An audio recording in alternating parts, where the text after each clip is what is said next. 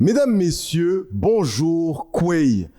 Écoutez, nous avons un invité de marque avec nous aujourd'hui. Si vous ne le connaissiez pas encore, vous allez faire une rencontre des plus incroyables. Nous sommes plus qu'honorés de recevoir à Coconut Podcast, messieurs, dames. Dans un premier temps, titre honorifique, il est le primat du Canada, oui, archevêque du diocèse de Québec et surtout, messieurs, dames, il a la chance de voter pour le pape. Accueillons à Coconut Podcast, Monsieur le cardinal Gérald Cyprien Lacroix, messieurs, dames. Hey, c'est toute que d'introduction. Ça m'intimide presque. Écoutez, Monsieur le cardinal, c'est plus qu'un honneur. Ayant grandi dans la tradition chrétienne catholique, je peux vous dire que ma famille, ma maman, sont hyper fiers que vous nous receviez, écoutez, dans vos bureaux, dans vos salons, ça nous fait infiniment plaisir. Sachez que nous sommes très honorés de cette rencontre avec vous. Merci, Monsieur Joseph. Je suis très heureux de partager ces moments avec vous et l'audience, vos amis qui vous écoutent et qui vous visionnent dans Coconut Podcast. Merci. Écoutez, on va apprendre à vous connaître, mais la question que je pose à tout invité que nous recevons à l'émission, Monsieur le cardinal, comment allez-vous en ces temps de confinement, déconfinement, soubresaut au niveau social? Vous-même, vous avez eu une période de convalescence. Pouvez-vous nous parler? On sent que vous êtes hyper en forme, là. Parlez-nous un peu de comment que ça a été, là. Ben oui. C'est un temps de confinement, de déconfinement, de déconfiture, un peu de tout. En fait, moi, j'ai eu une chirurgie en début d'année et qui a nécessité 3 mois de convalescence, janvier, février, mars. Alors, vers la fin de ma convalescence est arrivée la pandémie du COVID-19. Donc, j'avais eu un temps de repos et prendre soin de moi. Oui. Dieu merci, ça a très bien été. Et je n'ai pas pu reprendre mes activités normales parce que rien n'est normal actuellement. Mais j'ai repris le travail durant la Semaine Sainte avec toutes les restrictions et les inconnus. Messes à huis clos, là. Oui, c'est ça. Beaucoup de messes par Internet, du Facebook Live en masse, des réunions Zoom, Skype, Teams, tous ces appareils-là. Heureusement qu'on a cette technologie aujourd'hui. Cette technologie nous permet de faire beaucoup de choses et de rejoindre du monde parce qu'on était privé de ce qui est notre spécialité, être en relation, en présence, accompagner les gens. On n'a pas pu faire ça et ça, c'est difficile. On est des gens qui aimons nous rassembler, qui aimons aller chez les gens, accueillir des groupes, à l'église, mais aussi dans beaucoup d'autres endroits. Et là, on n'était pas les seuls. Toute la population était restreinte, confinée. Là. Ça, c'est difficile. Ça l'est encore. Même si la vie reprend tranquillement, c'est pas comme avant et ça ne sera jamais comme avant. On a quelque chose à apprendre de ça, hein? En effet. Écoutez, on est content de savoir que vous allez bien. On sent que la forme est resplendissante. Surtout, on sent que votre institution a pris le virage, le tournant numérique. On va parler un peu de certaines de vos compétences en la matière un peu plus tard. Moi, on va apprendre à vous connaître, Monsieur le cardinal, pour ceux qui ne vous connaissaient pas encore. Alors, à Coconut Podcast, on a une grande équipe de recherchistes. On sait que vous êtes né en Beauce, à Hilaire de Dorset. C'est bien ça? On dit que vous êtes un beauceron, là. C'est bien ça? Oui, et fier de l'être. D'ailleurs, je porte des bas noirs parce que j'ai des jambes mortes. Hein? Non. Oui, je suis un fier beauceron et je viens d'un des plus petits villages du Québec. Population totale aujourd'hui, 100 personnes. Actuellement? Oui. Combien de distance de Saint-Georges? 20 minutes. Une demi-heure et demie de Québec au sud. C'est un petit village, mais c'est là où je suis né. Je suis très fier de mes origines. Je suis l'aîné d'une famille de 7 enfants. Okay. Papa était bûcheron, agriculteur. Je suis né là. c'est un petit village. Ça a déjà été très gros, vous savez. On a déjà eu presque 300 personnes. C'est sûr, pour quelqu'un de Montréal, c'est tout petit. Mais quand c'est notre lieu de naissance, hein, vous le savez, vous aussi, on est heureux. Puis mes racines sont là. Je suis très fier de mes racines et j'aime y retourner. Quand j'avais 8 ans, à l'âge de 8 ans, ma famille a immigré aux États-Unis. Au New Hampshire? New Hampshire, oui, wow. oui. Pour des raisons de travail. On était déjà 5 enfants. Moi, 8 ans, le bébé avait 1 an et papa n'arrivait pas à faire vivre avec la petite ferme. Il devait aller toujours en forêt au loin. Il revenait aux 15 jours, aux 3 semaines. Et il dit, un jour, il a dit à maman, il dit, écoute, Brigitte, je ne me suis pas marié pour voir mon épouse et mes enfants aux 15 jours. Et aux États-Unis, du côté de maman, il y en avait qui avaient immigré déjà et papa est allé trouver un travail là. Dans une manufacture de souliers. Il a commencé la nuit et on est déménagé. Vous aviez 8 ans à ce moment-là? Oui. Alors, je me rappelle très bien de mes années ici. Et puis, j'ai vécu presque 11 ans aux États-Unis avant de revenir. Alors, c'est une autre culture. How difficult was it to learn a new language as being a francophone and then now you live in New England, New Hampshire, in Manchester it was. I think it's the capital of New Hampshire. No, Concord is. Concord is the capital. Yeah. How was this experience? How was it to learn a new language? Well, when you're 8 years old, you learn a language very fast. Okay. I think in about 2-3 months, I was able to really get along and speak. And of course, I finished my grammar school, junior high school, and I did Trinity some college. Yes, and then Saint Anselm. St. Anselm College, Trinity High School. And so I learned some English there that I have not forgotten too much yet. On peut voir que Monsieur le cardinal, il n'est pas juste francophone ou même bilingue. On sait même qu'il est polyglotte. Yo sé que usted habla espagnol también. Latine, peut-être, aussi, assurément. Pas beaucoup, mais vous connaissez quand même pas mal de latin. Italien également? Je le comprends assez bien. Je suis en train d'apprendre à le parler. Je peux célébrer, prêcher en italien en me préparant comme il faut, mais je ne suis pas encore aussi fluide qu'en français. Aussi fluide. Mais l'espagnol, j'ai été 9 ans en Colombie, en Amérique du Sud. Alors, c'est sûr que je me débrouille assez bien en espagnol. C'est un idioma maravilloso. OK. Et ça amène aussi à connaître d'autres cultures. Oui, en effet. Connaître d'autres façons de vivre, de s'exprimer. Ça enrichit la vie, je trouve. Superbe, superbe. Et juste comme ça, on sait que vous avez étudié à St. Anselm College au New Hampshire, mais plusieurs années plus tard, vous allez y recevoir un doctorat honoris causa. Pouvez-vous parler de ce doctorat honoris causa que vous avez reçu, la fierté de voir qu'on est reconnu par une école qu'on avait étudiée à un si jeune âge? Oui, un doctorat honoris causa, c'est un doctorat qu'on n'a pas mérité. On n'a pas travaillé. C'est un cadeau de l'institution éducative qui nous le donne. J'ai celui-là de St. Anselm College. J'en ai un de l'Université Saint-Paul aussi. à Ottawa. Oui. C'est une reconnaissance, parce qu'ils sont fiers de ce que je suis devenu, en fait. Et moi, je suis fier d'être passé par cette école-là. J'ai des bons liens et je soutiens, j'appuie, évidemment. Bon. Alors, ça change pas le monde, ces doctorats-là. Sauf que, voilà, c'est ça. Monsieur le cardinal, vous allez même recevoir des distinctions de votre alma mater, l'Université Laval, parce que suite à vos études aux États-Unis, vous allez revenir au Québec. Vous allez y poursuivre des études à l'Université Laval. Vous allez obtenir dans un premier temps un baccalauréat en théologie. Alors, l'étude de Dieu, c'est bien ça? De la religion? Oui, en fait, c'est la théologie, c'est les études, c'est la science qui entoure tout ce qui est religieux. C'est les Écritures saintes, c'est la morale, c'est la théologie, l'étude, le raisonnement de la foi.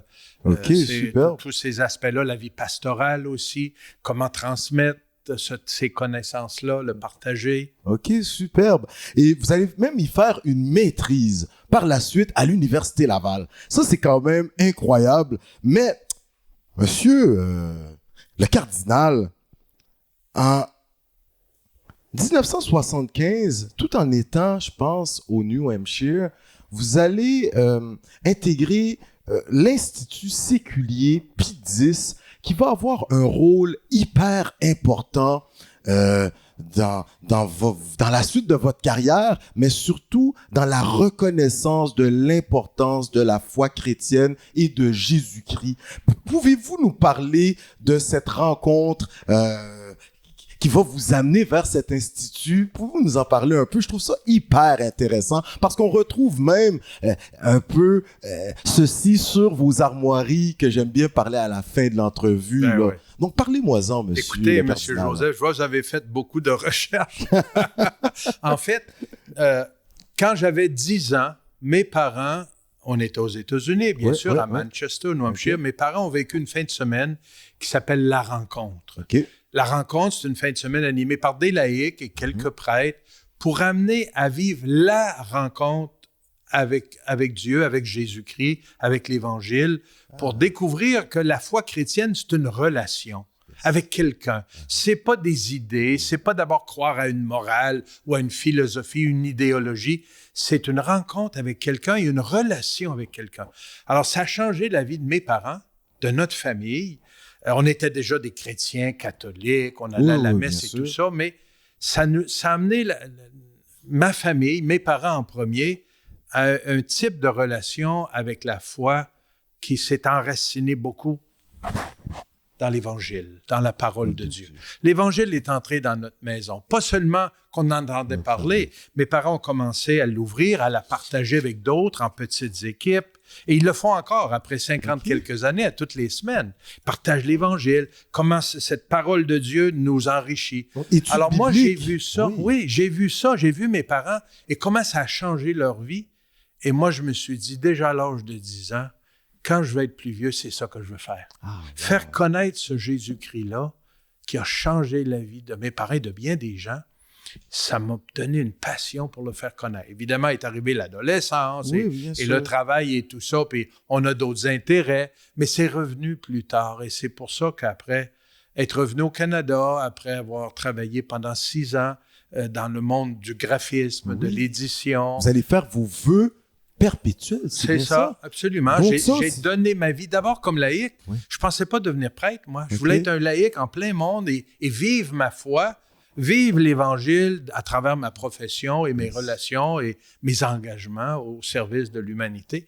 Mais le Seigneur est venu me chercher à un moment donné par une expérience en Colombie. Je suis allé vivre... De 2001 à 2009, vous allez passer près de quoi? Oui, ça c'est plus tard comme prêtre. Mais je suis allé d'abord comme laïc en 1982, 6 mois. Les jeunes aujourd'hui appelleraient ça une expérience humanitaire. Oui. Voilà. Mais j'allais accompagner quelqu'un qui travaillait là comme missionnaire, un infirmier dans un quartier pauvre. Et c'est là que le Seigneur m'a fait signe, j'ai besoin de toi pour être un père pour mes enfants. À travers une expérience qui prendrait 1 heure à vous expliquer, mais que je résume ainsi, c'est là que j'ai senti l'appel. Et en revenant, je me suis mis aux études en théologie. Et j'ai fait ma formation pour devenir prêtre. C'est long, les études, vous savez, parce que l'Église veut que les prêtres soient bien formés. Humainement, mais aussi au niveau de l'enracinement de la foi, l'enseignement, la parole de Dieu, qu'on puisse être capable d'accompagner les gens de façon sérieuse. En effet. On ne peut pas faire ça par correspondance. Hein? Non. C'est 7-8 ans former un prêtre. Hein? 7-8 ans. Ah oui, c'est très... Et on peut occuper certaines fonctions administratives au sein d'un diocèse, d'une paroisse. Par exemple, un laïc qui aimerait s'impliquer au niveau de l'institution de l'Église. Est-ce qu'il est vicaire avant? Est-ce que vous pouvez... Oui. En fait... les prêtres ont d'abord une tâche pastorale, de pasteur, d'accompagner les gens dans toutes les étapes de la vie, du baptême à la mort, aux funérailles, avec tout ce qu'il y a entre deux. C'est d'abord ça. Il y a de plus en plus de baptisés laïcs qui s'engagent dans les paroisses pour faire les choses administratives. On laisse ça à d'autres. Nous, notre tâche, c'est de prêcher l'Évangile, de rassembler les gens, de les former à la vie chrétienne, de les accompagner, de les accueillir, de les écouter. Alors, moi, c'est ce que j'aime faire le plus. Excellent. Et vous allez même...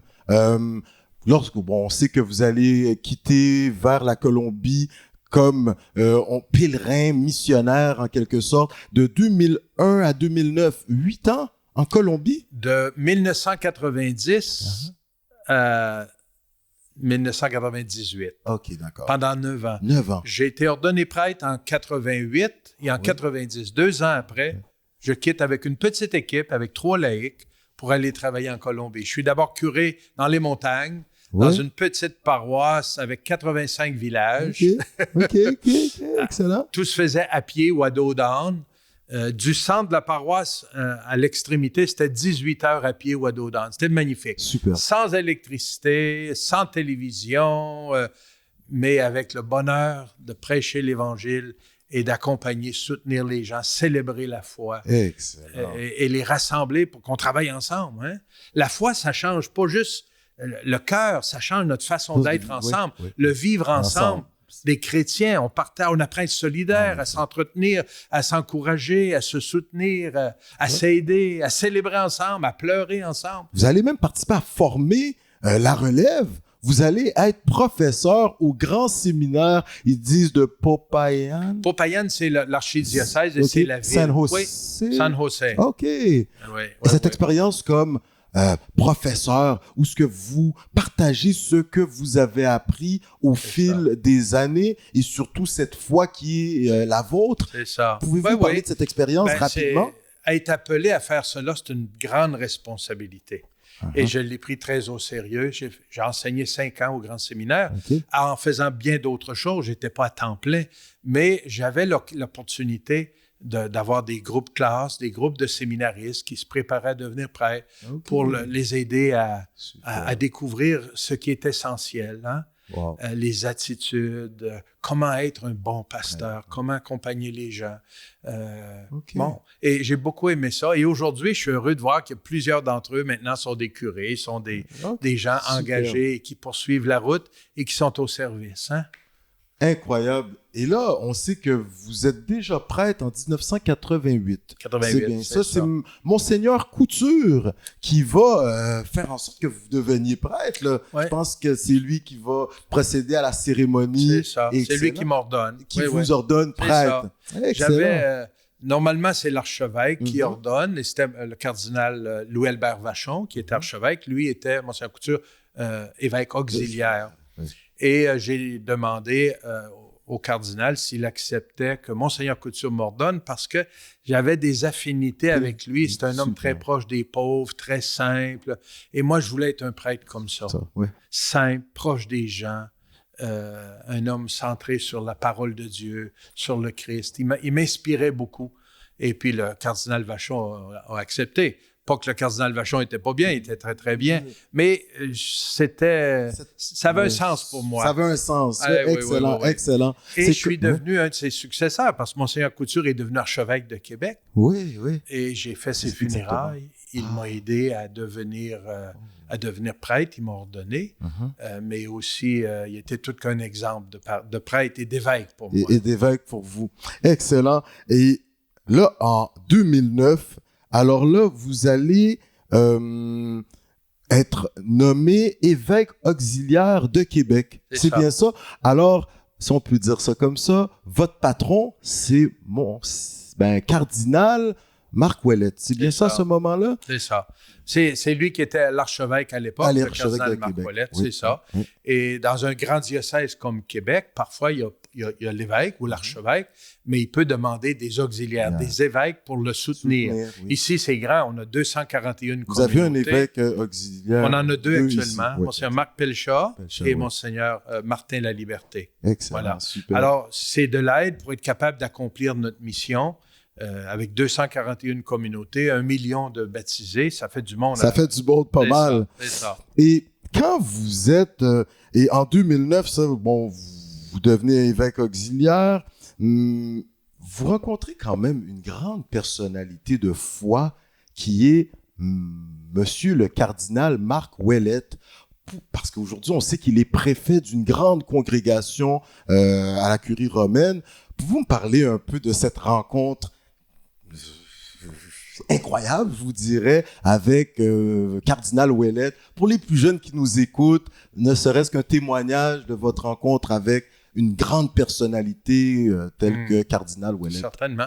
Le Cardinal Ouellet, comme moi, vient d'un petit village. Lui, il vient de La Motte en Abitibi. La Motte en Abitibi. C'est pas beaucoup plus connu que Saint-Hilaire de Dorset. Ben, maintenant, ça l'est à cause de lui, là. Mais c'est un sulpicien qui a fait des études à Montréal et qui était à Rome. Il a été nommé évêque d'abord à Rome pour travailler à l'unité des chrétiens. Alors, habitué à travailler avec beaucoup de diversité et de gens. Et le pape, ensuite, après quelques années comme évêque, le nomme archevêque de Québec. Il arrive ici. C'est le premier sulpicien qu'on a.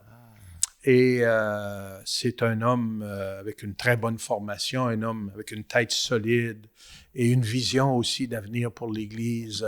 Il voyait le besoin de renouveau en profondeur.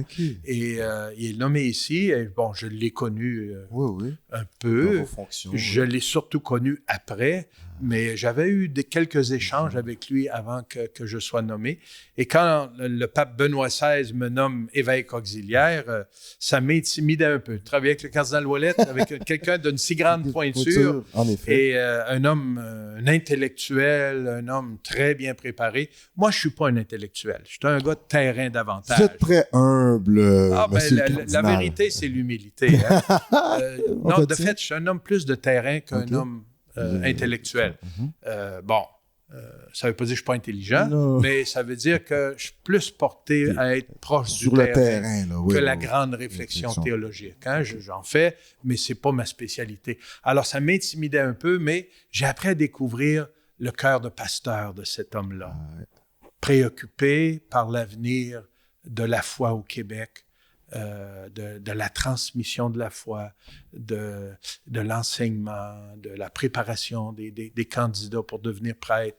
Alors, en travaillant très rapproché avec lui, j'ai découvert ça. Et l'année suivante, j'ai été ordonné, moi, en mai 2009. Oui. À l'été 2010, il part pour Rome, parce que le pape le nomme préfet, ça veut dire responsable du comité qu'on appelle une congrégation à Rome, pour la nomination des évêques. Il doit assister le pape dans les discernements avant que les évêques soient nommés. C'est une très grande tâche. Hein? Il y a à peu près 5000 évêques dans le monde. Il y en a toujours un qui est en train de prendre sa retraite parce qu'il arrive à l'âge de 75 ans ou qui tombe malade, il ne peut plus continuer ou qui meurt, enfin. Donc, alors, c'est un travail constant. C'est normal, il se remplace. Hein? Alors, lui, il a travaillé avec ça. Alors, je deviens... on est 3 évêques auxiliaires à l'époque.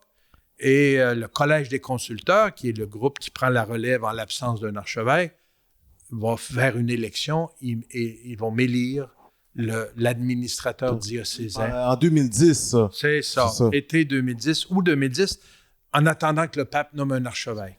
Et le 22 février 2011, alors là, Benoît XVI, Benedictus, qu'on dit, vous nomme archevêque. Et là, ça, c'est incroyable. Puis là, on apprend en faisant les recherches. Là, moi, je trouve que c'est magnifique.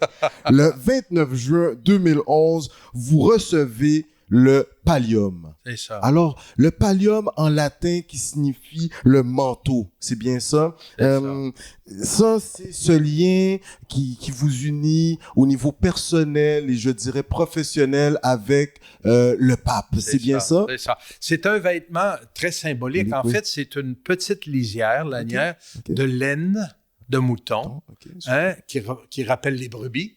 Le pasteur accompagne les brebis. Alors, on met ça autour du cou. Il y a une lisière en avant, en arrière, puis une grande lisière autour du cou. Sur nos épaules. Le pape nous met ça sur les épaules pour dire, tu vas porter sur tes épaules le peuple de Dieu et en faisant attention aux brebis les plus fragiles, les malades, ceux qui ont besoin. C'est ça un pasteur.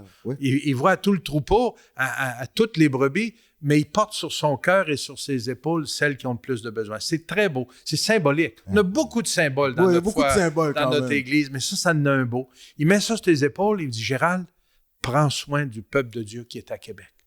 On doit comprendre, vous devenez archevêque de Québec, mais l'archevêché de Québec, il y a 3 diocèses qui sont sous sa responsabilité, sa coupole. Trois-Rivières, de Chaudière-Appalaches également, vous pouvez peut-être... Trois-Rivières, Sainte-Anne-la-Pocatière, sur la rive sud, et Chicoutimi. Alors, on a rencontré Monseigneur Gay. Oui. Super, incroyable. C'est un homme exceptionnel. Lui est de la région. Lui aussi vient d'un petit village, Saint-Thomas de Didyme. Le Seigneur vient chercher des pasteurs d'un fois très loin dans des petits raccoins. Hein? Mais je pense peut-être, je ne sais pas si on peut se permettre cette expression, mais dans les petits pots, les grands onguents, parce que vous arrivez à des fonctions au niveau d'une foi chrétienne, catholique. En tout cas, vous venez d'un petit village, mais on le voit pas. Si vous nous le dites pas, on le sait pas. Oui, mais écoute, Alain, le Seigneur en appelle aussi des grandes villes, hein? OK, ouais. Il appelle où il veut. Il appelle où il veut, hein? C'est ça, J'aime ça, incroyable. Et vous allez quand même recevoir le pallium à la basilique Saint-Pierre à Rome. Quelque chose. Quelqu'un qui a jamais vu, j'en parlais avec Monseigneur Guy, on a la voûte, la crypte où on voit les tombeaux là, des papes, la chapelle Sixtine. Vous-même, vous êtes rattaché à une église en tant que cardinal prêtre, où ce qu'on parle, c'est la San Giuseppe alla Aurelio. C'est ça. OK, incroyable. À peu près 10 minutes en auto derrière le Vatican. Okay. C'est une belle petite paroisse ouvrière. Et c'est moi on est tous les cardinaux, on est rattachés à une église à Rome. Et puis c'est la mienne. Quand je vais à Rome, j'aime aller rencontrer les gens, ou parfois célébrer, ou prendre un repas, ou visiter les groupes, accompagner. C'est plus symbolique qu'autre chose, mais c'est beau. Ça fait un lien avec une communauté. Très incroyable. Beau. Vous avez quand même eu la chance, vous me corrigerez, mais vous avez rencontré Benoît XVI, pape émérite, parce qu'il s'est retiré. Ensuite, on a François Ier, vraiment François d'Assise. Il choisit ce nom, c'est bien ça? Oui, à cause de François d'Assise. Moi, j'aurais aimé que ce soit pour François de Laval, le premier évêque du Québec. Oui, exactement, en effet. Mais non, François d'Assise. Quel beau choix. Hein? Quel beau choix. Ah, un homme d'évangile, François. Qui prêche pour les pauvres. Jésus, proche des pauvres, simple. Il nous a ramenés à l'essentiel de l'Évangile. Mais on sent que l'institution de l'Église au Québec a quelque chose de très similaire avec le ministère de François Ier, sa façon de faire. Bon, on voyait Monseigneur Guy, qui a lui-même longtemps été en Amérique latine. Cardinal Ouellet. Aussi. Vous-même. Il y a quelque chose d'intéressant à ce niveau. Et vraiment, en 2014, lors de cette assemblée des cardinaux qu'on appelle le consistoire. Consistoire, oui. Ah, ça, on a appris ça, c'est intéressant. C'était plus une assemblée à l'époque. Aujourd'hui, c'est vraiment là qu'on fait les grandes annonces, où ce qu'on nomme certains. Et là, parle-moi de ce moment lorsque vous apprenez et que vous devenez cardinal. Monsieur Monseigneur Cyprien Lacroix à l'époque. Et là, vous êtes cardinal. Votre sentiment, la famille, vos amis? Ah ouais. Ben, c'était d'abord, devenir évêque, c'était déjà un grand choc.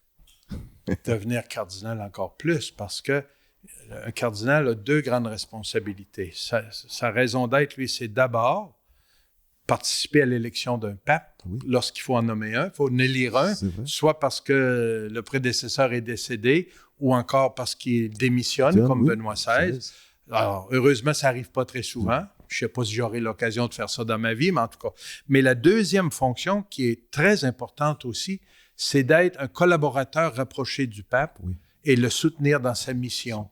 Alors, moi, je participe à 6 différentes congrégations ou dicastères ou groupes de travail à Rome pour différents dossiers.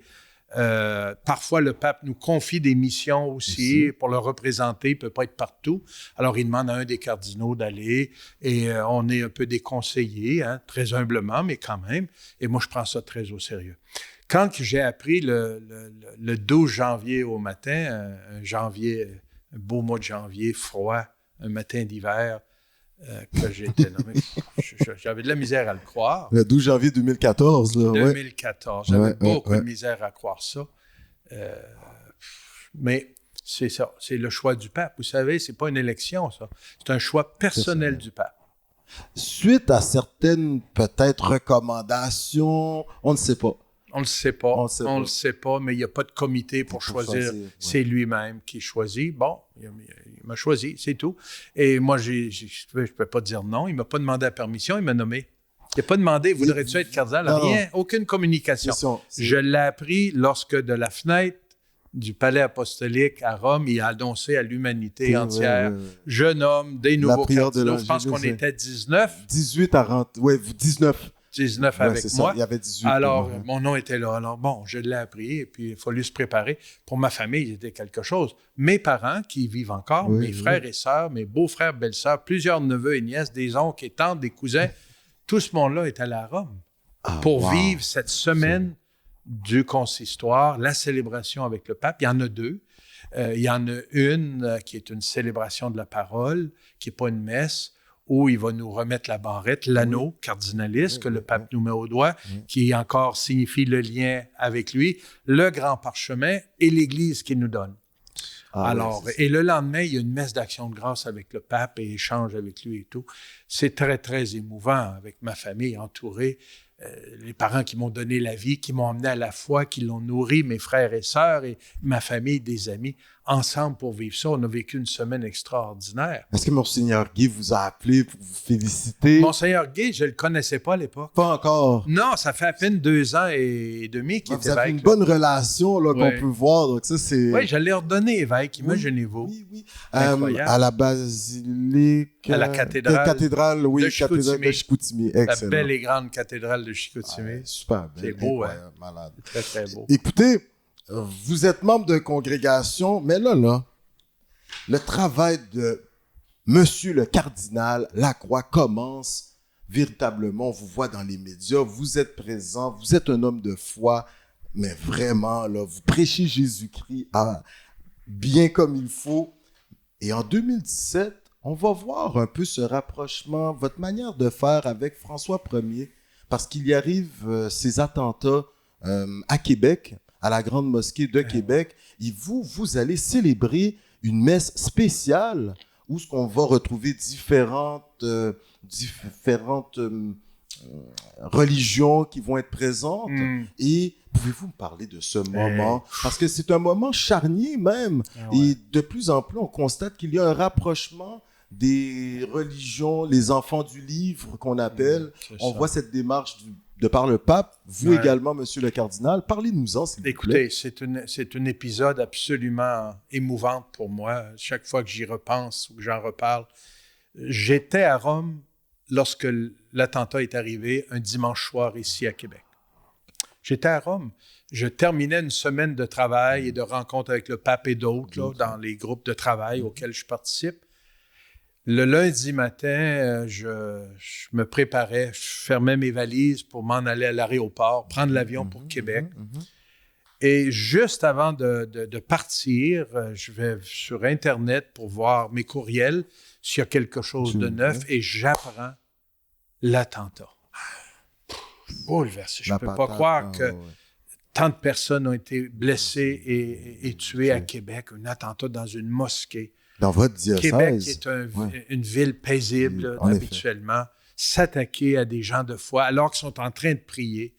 Alors, j'étais en larmes, Et j'habitais dans la même maison, je résidais à la même maison que le pape, la maison Sainte-Marthe à Rome. Et son secrétaire s'adonne à passer et je lui raconte, il dit, il faut que tu racontes ça au pape.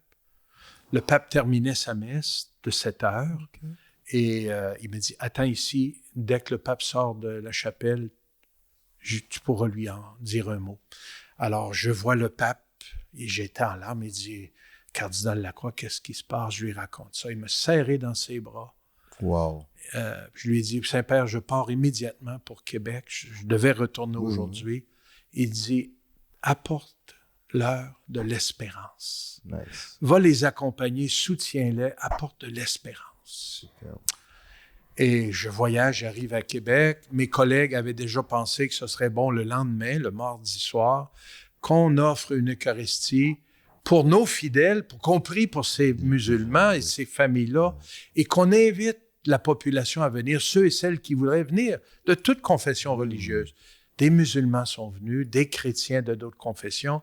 Le premier ministre du Québec était là, avec plusieurs ministres et d'autres personnes, des ministres fédéraux et les gens de la population. Super. Et cette cette célébration a été transmise aussi à la télévision par notre télévision diocésaine. C'est un moment exceptionnel de rencontre. Et c'est là que j'ai rencontré le cofondateur du Centre culturel islamique de Québec, M. Boufeldja Ben Abdallah, qui est au Québec. C'est un Marocain qui est au Québec depuis plus de 50 ans. Et nous sommes devenus immédiatement des frères. Super. Et nous entretenons une belle amitié. Il est venu chez nous, je suis allé chez lui, on est allé à la mosquée, on se voit, on se rencontre.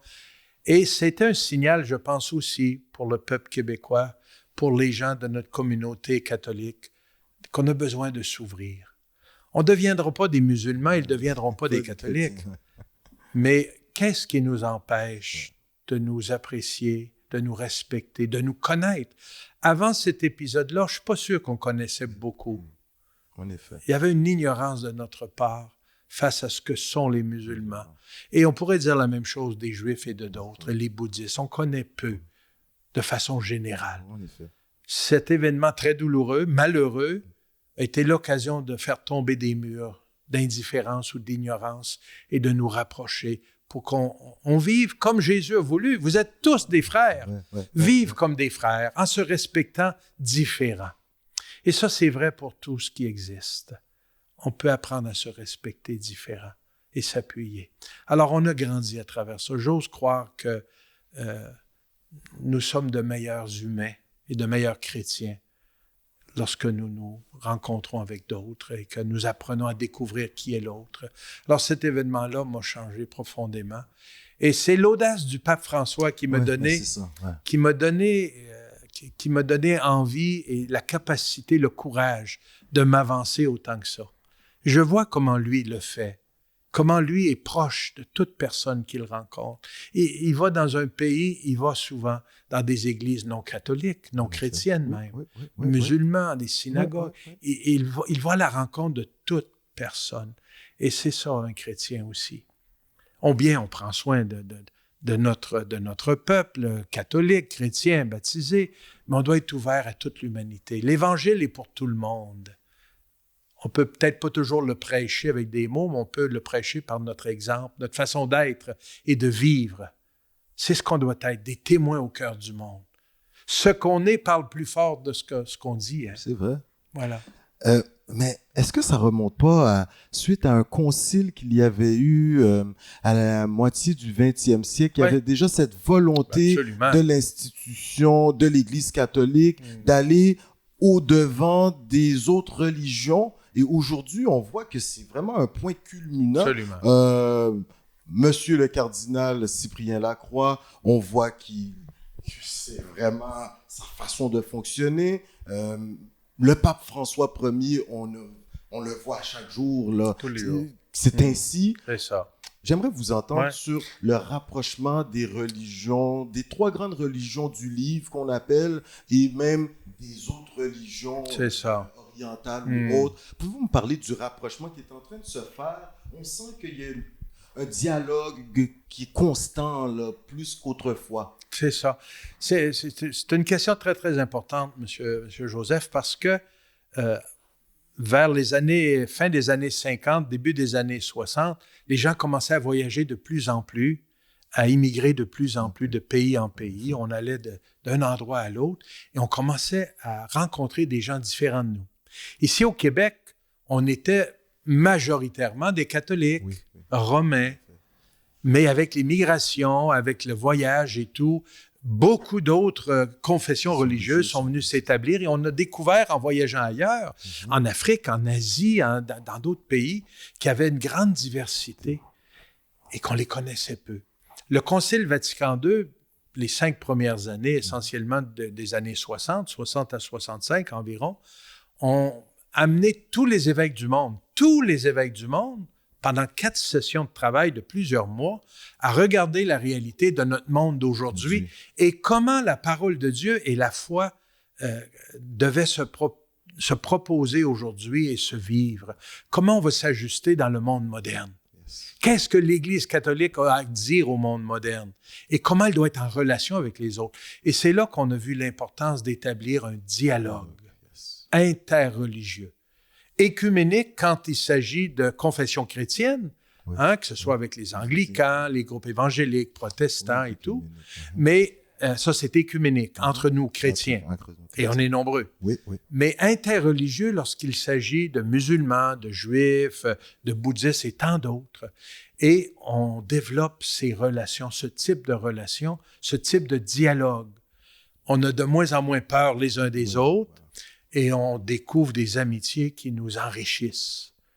La diversité enrichit. Lorsqu'on sait se respecter. Ça fait bien entendre ça. Monsieur le cardinal, redites-nous ça encore, là. On sent que vous êtes en train de prêcher, là. C'est bon. La diversité est une... Ben oui, c'est sûr que c'est une richesse. Ben oui, oh, wow. Jésus a salué ça. Il est allé à la rencontre des Juifs, des Samaritains, des païens, Amen. de tous les groupes. Et on a à vivre ça aujourd'hui. Et on s'enrichit les uns les autres. Le Québec s'est beaucoup enrichi par l'arrivée des Irlandais, au contact des peuples autochtones. Nous l'avons enrichi, mais nous avons été enrichis.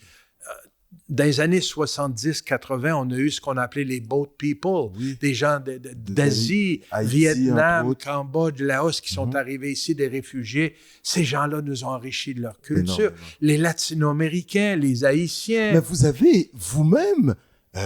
vous avez beaucoup voyagé, on le sait, mais d'après nos recherches, vous avez visité Haïti à plus d'une reprise. Oui, 2 reprises. Deux reprises? Oui, je suis allé prêcher la retraite aux Sœurs de Mère Teresa, qui travaillent avec les plus pauvres, à Sans-Fil, à Port-au-Prince, un hôpital pour les mourants, et dans le coin de Delma, avec un hôpital pour les enfants pauvres et abandonnés. Oui, et prêcher la retraite aussi aux Rédemptoristes, au CAI. Oui, c'était de beaux moments. Oui. Enfin, alors on a besoin d'apprendre à vivre ensemble différents. Mais il faut se respecter. Il ne faut pas essayer d'obliger les autres à partager ce que nous, on croit, ni de s'imposer. Ben, c'est là que... On doit être respecté et respecter les autres. Et ça, c'est un grand défi, hein? Un grand défi pour toutes les religions, puis pas juste les religions, pour les peuples. L'ensemble des peuples. Le respect entre nous. On peut apprendre à vivre ensemble différents. Wow, incroyable. Ben, c'est ça. Vous avez eu certaines prises de position dans ce vivre ensemble. Il faut quand même pas nécessairement imposer. Il faut y aller dans un respect, un dialogue. Vous avez, à l'époque, sous le gouvernement de Mme Pauline Marois, première ministre du Québec, ce projet qui était mené par M. Drainville, la charte des valeurs du Parti québécois, entre autres, québécoises. Et vous aviez eu certaines réserves à ce moment-là, parce que vous disiez, mais on ne peut pas imposer ça à tous les fonctionnaires au Québec. Ouais, je vais vous entendre dans 30 secondes là-dessus. Oui, je trouvais que c'était un petit peu exagéré. On allait un peu loin. L'État est laïque. La société n'est pas laïque. Yes. L'État est laïque, il doit être laïque. Il doit y avoir une saine séparation entre l'État et la religion. C'est important. Parce qu'il n'y a aucune religion qui doit imposer à un État ce qu'il doit croire ou pas croire. Ça existait dans le passé, puis ça peut exister encore à certains endroits. Mais c'est heureux qu'il y ait une saine séparation entre l'État et la religion. Mais en société, on ne vit pas laïque. Ouais. En société, tout le monde vit ensemble, des croyants et des non-croyants, C'est vrai. des gens qui ont beaucoup de foi, des gens qui en ont moins, des gens qui ont des foi différentes, puis des gens qui se disent agnostiques ou athées. Tout le monde doit être respecté, on doit apprendre à vivre ensemble. Et moi, j'ai craint parfois, dans certaines prises de décision de certains gouvernements, qu'on voulait limiter l'expression de la foi, comme si ça devait se réduire entre nos 4 murs de nos sacristies, de nos lieux de culte. Non, la foi est faite pour être vécue en public. Oui. Et on propose, on a le droit de proposer notre foi, on n'a pas le droit de l'imposer. On propose. On ne cessera jamais de prêcher l'Évangile et de le proposer parce que Jésus est le chemin, la vérité et la vie. Et écoutez, il est mort, mais il est ressuscité. Il nous ouvre à l'espérance et on ne cessera jamais de prêcher ça, mais on n'est pas là pour imposer. Il faut vouloir l'accepter et d'y adhérer. Si quelqu'un dit non, moi, ça ne m'intéresse pas, on ne peut pas l'obliger. Vous avez même fait certaines sorties lors de cette période de crise sanitaire où vous avez dit, mais attention, l'Église, les lieux de culte, c'est un service essentiel. Ouais. Puisque, quand même, il y a plusieurs gens, c'était là qu'ils allaient puiser force et courage pour passer au travers. C'est ça. Et là, ces lieux de prière étaient fermés à un certain moment. On a C'est permis ça. jusqu'à 50 personnes présentement. Mais ailleurs, on peut quand même réunir 250 personnes. Et là, Maintenant, on peut avoir 250 personnes si les lieux le permettent, si on peut avoir la distanciation. Mais moi, ce que j'ai trouvé, là, c'est que le gouvernement, les autorités de la santé publique ont ignoré complètement l'existence, la présence et l'utilité des communautés de foi au Québec.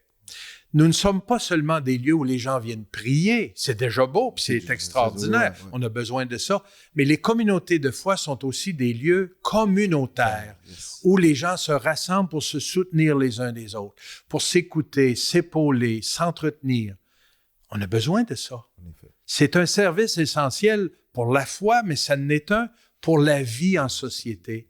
Et dans nos communautés, qu'elles soient catholiques ou musulmanes ou juives ou peu importe, c'est des lieux de vie où il y a beaucoup de gens fragiles aussi, où on s'entraide, où on a besoin de se soutenir.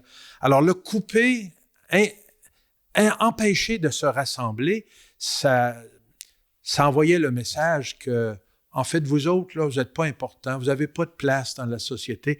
Au contraire. Et pourtant, sur 9 millions de citoyens au Québec, il y en a 6,5 qui se disent catholiques. C'est ça. Moi, j'ai parlé à la fin juillet pour notre Église puis pour toutes les communautés de foi, invitant le gouvernement vraiment à respecter ce que nous apportons, notre présence. Pas pour nous imposer, mais pour qu'on puisse être traités comme des citoyens. C'est pas un privilège que de pouvoir célébrer notre foi. C'est un droit de la charte des libertés, la charte. On a besoin d'être respecté.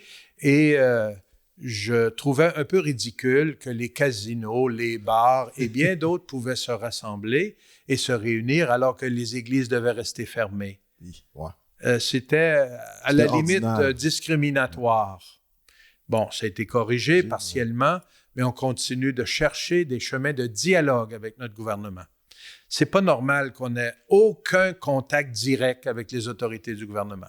Ah non? Après 2 ans du gouvernement caquiste, là, il n'y a aucun contact. Encore aucune rencontre, ni officielle, ni informelle, ni avec le premier ministre. Ah bon? Alors ça nous déplaît beaucoup et c'est une fausse conception de la laïcité. La laïcité, c'est pas d'avoir peur des religions ou de faire comme s'ils n'existaient pas et les communautés de foi les ignorer. Non, c'est d'entretenir un dialogue sain. Yes. Nous sommes des partenaires dans cette société. Vous l'avez dit, là, un grand pourcentage, encore quoi, 70-75% des Québécois ont un lien avec la foi, qu'elle soit chrétienne ou non. C'est-à-dire qu'on est un groupe important. On peut pas ne pas... en tenir compte. Et nous ne sommes pas un groupe de pression, on ne fait pas du lobbying. On mérite d'être respectés comme des citoyens à part entière. On paye nos taxes comme tout le monde, on vote comme tout le monde, on mérite d'être respectés et ce que nous offrons est quelque chose d'important pour la société. Voilà. Monsieur le cardinal, on vous a même entendu rapidement, en 30 secondes, sur l'aide médicale à mourir. Vous avez dit, mais l'acte de mettre fin à la vie de quelqu'un, c'est pas une aide médicale. Quelle est votre position là-dessus, celle de l'Église, vous, l'aide à mourir? Vous dites, mais durant les 400 ans d'histoire du Québec, on a toujours participé à soigner le malade et aujourd'hui, on aimerait mettre fin à sa vie en 30 secondes. En fait, notre Église qui s'appuie sur la foi, sur la parole de Dieu et sur toutes ces 2 millénaires d'expérience, je pense que c'est pas rien, ça. Nous, on est des défenseurs de la vie, de la conception jusqu'à la mort naturelle. Je sais que c'est pas très populaire aujourd'hui, ni pour le début de la vie, ni pour la fin de la vie. On a trouvé comment l'écourter ou l'empêcher d'arriver. La nutété de l'Église, est-ce qu'il y aurait eu pérennité de la société québécoise? Est-ce que, je veux dire... Nous n'existerions plus comme peuple, il n'y aurait plus de Français. au Québec si l'Église ne s'était pas mêlée d'encourager la vie et de la soutenir. Mais au-delà de ça, avant d'être une question de religion, le respect de la vie, c'est une question de société, c'est une question humaine. Je ne connais pas un peuple qui peut avoir un avenir prometteur s'il empêche ses enfants de naître et s'il écourte la vie de ces gens en leur donnant la mort. Ça n'a pas de sens. Je ne peux pas croire que les médecins s'adonnent à donner la mort alors qu'ils sont là pour sauver des vies, soulager, soigner, guérir. L'aide médicale à mourir est un terme qui n'exprime pas ce que c'est. C'est de l'euthanasie, c'est donner la mort. L'aide médicale à mourir qui est acceptable, c'est les soins palliatifs. Okay. Accompagner les gens, bien sûr, si on peut diminuer la douleur. Et de fait, aujourd'hui, les médecins que je connais qui travaillent en soins palliatifs disent que dans la grande majorité des cas, bien accompagnés, médicalement accompagnés, une personne peut avoir une vie et terminer sa vie sans qu'on lui donne la mort. Okay. C'est le suicide, ça, ou suicide assisté. Et nous ne sommes pas les maîtres de la vie. Et aussi, l'aide médicale à mourir, l'euthanasie, le mot que je préfère utiliser. En 15 secondes? Oui, l'aide médicale à mourir, l'euthanasie, c'est de dire je prive cette personne-là peut-être de quelques jours, de quelques semaines, où il pourra avoir une proximité avec ses proches, avec sa famille, où on peut partager des choses qu'on a besoin. Nous, on défend la vie, on va la défendre, même si ce n'est pas très populaire dans la population, de la naissance à la mort naturelle, parce que c'est Dieu le Créateur, et c'est lui le maître de la vie, et ce n'est pas nous. Intéressant. Et monsieur le cardinal Lacroix, pour terminer, on va regarder un peu vos armoiries. Parce que là, moi, je l'ai fait avec Monseigneur Guy, de Chicoutimi. Évêque de Chicoutimi. Monseigneur René, puis, oui. Sérieux, là, il y a quelque chose d'incroyable là-dedans. Alors, dans un premier temps, votre devise, Mane Nobiscum Domine. Oui, Mane Nobiscum Domine, c'est de l'Évangile de Saint-Luc. Oui. En français, c'est « Reste avec nous, Seigneur ». Chapitre 24, versets 13 à 35. Pas trop pire, hein? Reste avec nous, Seigneur. Oui, parce que moi je dis, à qui irions-nous, Seigneur? C'est toi qui as les paroles de la vie éternelle. À qui irions? Reste avec nous, sans toi, on ne peut pas. Je ne peux pas avancer. Moi, je ne peux pas avancer. Et je ne peux pas faire avancer les autres si je ne suis pas branché sur la lumière de Dieu, sur la vérité de Dieu, sur l'amour de Dieu. Moi, je veux être un représentant, je veux être un accompagnateur du peuple de Dieu en son nom. Mais je veux le faire comme lui le fait, comme bon pasteur. Reste avec moi et reste avec nous. C'est ça. C'est ça ma devise. J'aime ça. Et là, maintenant, les armoiries, c'est un peu le programme, nous disait Monseigneur Guy, de cet homme de Dieu qui est cardinal Cyprien Lacroix. Alors, on retrouve 5 petites pierres rouges sur une croix qu'on appelle processionnelle. Ces 5 petits ça représente, pierres rouges, ça représente les 5 plaies de Jésus. Sur la croix. Sur la croix. Oui, ses 2 mains, ses 2 pieds et son cœur. Excellent. Jésus qui a donné sa vie, qui est allé jusqu'à la dernière goutte de son sang par amour pour l'humanité. Ça, c'est le don de sa vie. C'est à ça qu'on est appelés, nous autres. Puis, vous avez une croix également sur vos armoiries. Ben, ça rappelle votre nom. Oui, ça rappelle d'abord Jésus, qui est mort sur la croix. Mais c'est mon nom aussi, la croix. La croix, puis il y a une couleur or qui est un peu la noblesse de la foi. Il y a quelque chose d'intéressant là-dedans. Oui, c'est sûr. Oui. La valeur de la foi. Hein? La valeur de la foi. C'est ça. Pas monétairement, mais la valeur. La foi, c'est quelque chose de précieux qu'on reçoit en héritage, en cadeau, qu'il faut cultiver. Ouais. Ça aussi, j'ai trouvé bien. Et on retrouve un livre. Ça, je pense qu'on le retrouve, en tout cas, chez d'autres évêques. Vous l'avez avec La parole de Dieu. La parole de Et Dieu. vous avez-vous remarqué, il est ouvert, le livre sur mes armoiries. C'est pas un livre fermé. C'est un livre ouvert parce que j'y puise plusieurs fois par jour. La parole de Dieu, la Bible. Que vous aimeriez nous lire là, rapidement. Ben, 15 secondes, 20 secondes, une parole incroyable. Oui, je vais vous en lire une. Oui. Matthieu, chapitre 14. Je réfléchissais à ça ces jours-ci. Là. OK. Chapitre 14, les versets 22 à 36. Jésus dit à ses disciples qui sont affolés sur la mer de Galilée, le lac de Galilée qui est en tempête, les vents sont contraires, les vagues, ils ont peur de caler. Jésus s'approche et il leur dit, « Confiance, c'est moi, n'ayez plus peur. »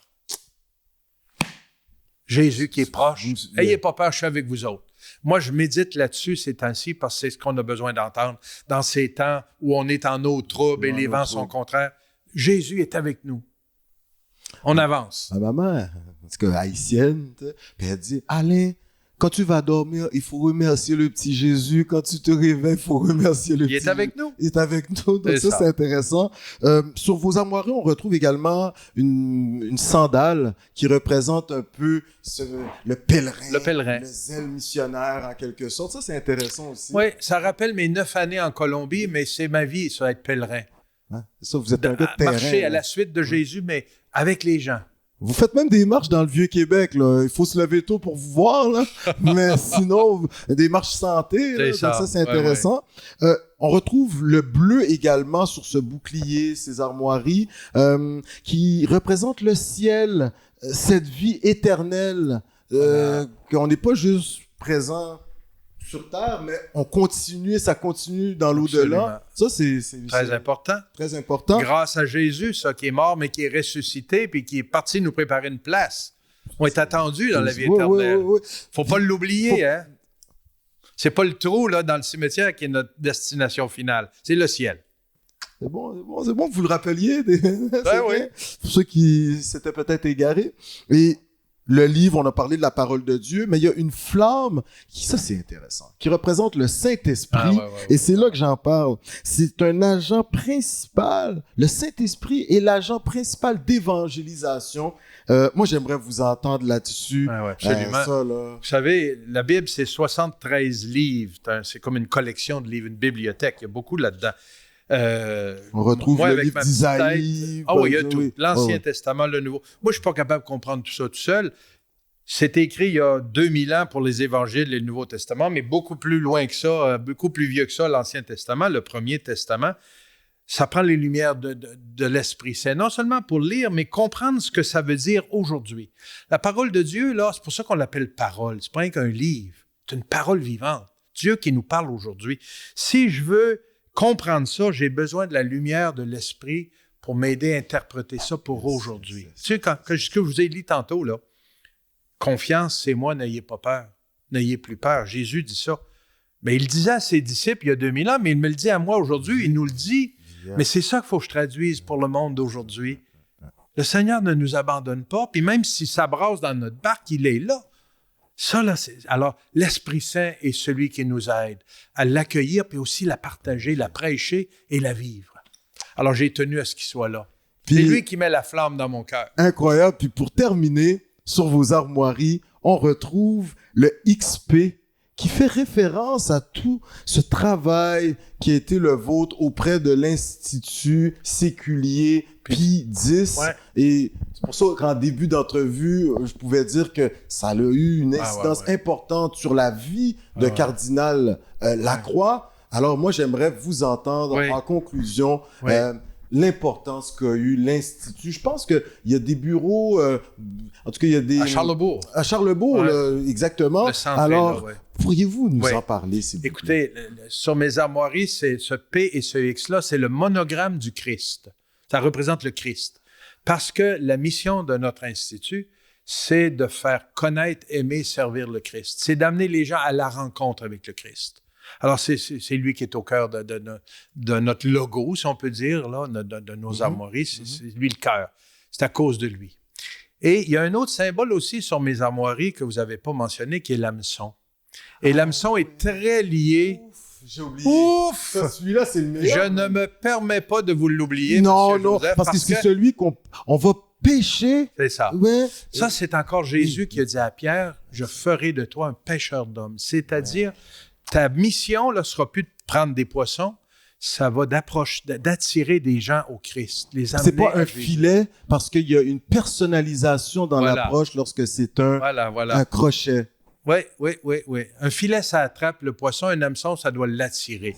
Un chrétien, ce n'est pas quelqu'un qui est là pour attraper le monde. Il doit les attirer parce qu'il est et en l'amenant à Jésus pour que lui décide de choisir, de mordre, comme on dit, ou de suivre le Christ. On peut l'amener mais c'est lui qui doit décider. Alors, ça va ensemble. L'Institut m'a enseigné ça et m'a fait vivre cela. Et c'est ça que je veux vivre le restant de ma vie. Écoutez, c'est un chemin de bonheur. Monsieur le cardinal, on est déjà arrivé à la fin. Ça, c'est ce qu'on appelle les grandes entrevues à Coconut Podcast. Écoutez, on vient d'avoir quelqu'un qui vote pour le pape, sa sainteté. Vos mots de la fin, votre mot de la fin, les fidèles de la francophonie nous écoutent. Les fidèles de par le Québec, le Canada en son entièreté, catholiques, mais également citoyens ayant une autre obédience. Cardinal, la parole est à vous. Ben oui, merci. Écoutez, moi, je suis convaincu que la foi chrétienne a encore beaucoup à nous apporter, nous, au Québec et où qu'on soit. On peut peut-être avoir une connaissance limitée de l'Église catholique ou de la foi chrétienne parce qu'on entend dans les médias, parce qu'on voit dans les journaux. Moi, je vous inviterai à aller plus loin. Approchez-vous de gens chrétiens qui vous inspirent, de gens qui, pour vous, témoignent de leur foi, des gens qui sont cohérents et creusez davantage. Lisez l'Évangile, allez à la rencontre de Jésus et vous découvrirez comment c'est un chemin de vie. C'est passionnant de suivre le Christ. C'est pas facile parce que c'est pas le chemin le plus simple, le plus facile, mais c'est un chemin qui conduit à la liberté, qui conduit à la vie, qui conduit à la vie en abondance. Moi, j'ai 63 ans et depuis que je suis jeune, que je grandis dans cette foi et je ne cesse de m'émerveiller devant ce qu'est le Christ et de ce que l'Église, de sa mission. Et je suis convaincu que nous avons encore beaucoup à apporter au devenir de l'humanité. Ce n'est pas caduc ni passé date ce que l'Évangile nous propose. Ayez pas peur de creuser. Si vous avez le goût de creuser en profondeur, il y a des livres extraordinaires. Je vous en propose. Seul l'amour compte de Pierre Van Brienen. C'est aux éditions Bellarmine. Un petit livre qui va vous montrer comment au cœur du christianisme, c'est cette relation d'amour, d'un Dieu qui nous aime et qui nous invite à l'aimer en retour, mais qui nous apprend à vivre, à aimer. Un petit livre extraordinaire. C'est encore un livre de chevet pour moi. Seul l'amour compte. C'est bon pour tout le monde. Évidemment, l'Évangile. Merci d'avoir pris le temps avec moi aujourd'hui et j'espère que ce simple partage pourra vous être utile. Écoutez, vous venez de faire notre journée, vous venez de bénir l'émission Coconut Podcast, Cardinal Lacroix. Écoutez, je suis bouche bée. C'est incroyable. Je pense que l'été prochain, là, ou même cet été, je sais pas, il reste un peu de temps. Je sais que des fois, vous faites la messe à Sainte-Anne-de-Beaupré. Je pense que je vais amener ma mère, puis on va venir un peu. Oui. Ou sinon à la basilique Notre-Dame. Ce matin, j'ai célébré ici à 9h30. Oui. Je célèbre tous les jours, moi. À tous les jours. Différents endroits, mais... Je pense qu'on va venir vous voir. Même des fois, on peut vous voir sur Internet également. Merci de nous avoir reçus. Merci, M. Joseph. Ce fut tout un honneur. Et surtout, je pense qu'il y a pas mal de gens de d'autres podcasts qui vont vous appeler, assurément. Alors, bonne route sur les routes du Québec. Oui. Faites découvrir les beautés. Il y a tellement de belles choses et de beaux mondes. Hein?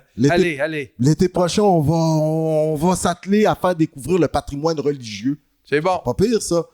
Messieurs, dames, nous étions... Vous savez, en Europe, ils disent « Votre éminence au Québec, on est plus proche de notre monde. » Alors, on se doit de l'appeler Monsieur le Cardinal Lacroix. Je vous invite à le suivre sur les réseaux sociaux et même sur Twitter. Oui, notre cardinal du diocèse de Québec, il est sur Twitter, Facebook. Allez découvrir. Et surtout, si vous ne saviez pas, il maîtrise Final Cut Pro Oui, il a un passé de graphisme en lui. Alors, je vous invite à aller voir un peu ce que nous prépare Cardinal Lacroix pour les mois à venir. Un diocèse incroyable et surtout le primat du Canada. Alors, ils viennent de faire notre journée. Messieurs, dames, on va à la pause publicitaire. Et je vous dis, ma maman va être contente. Merci!